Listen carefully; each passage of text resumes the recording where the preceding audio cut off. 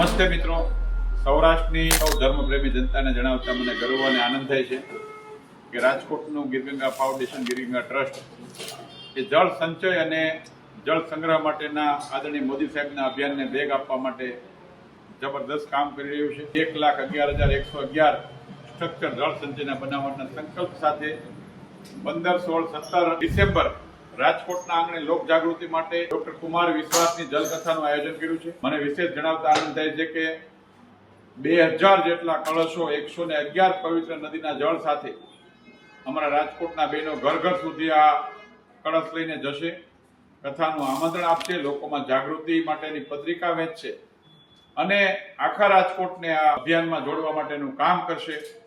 હું દિલીપભાઈ સખિયા અને આખી ગીરગંગાની ટીમને શુભકામના આપું છું, અભિનંદન આપું છું અને આપ સૌ રાજકોટવાસીઓને સૌરાષ્ટ્રવાસીઓને વિનંતી કરું છું કે 15, 16, 17 ડિસેમ્બરે આપના બધા જ કામો મૂકીને આ જળ કથાના ભગીરથ યજ્ઞમાં આપની પણ આહુતિ આપવા માટે પધારો। આપણે બધા ભેગા થઈને સૌરાષ્ટ્રને આદરણીય મોદી સાહેબનું સ્વપ્ન છે પાણીદાર સૌરાષ્ટ્ર બનાવવું, આપણી ભવિષ્યની પેઢી માટે કામ કરીએ।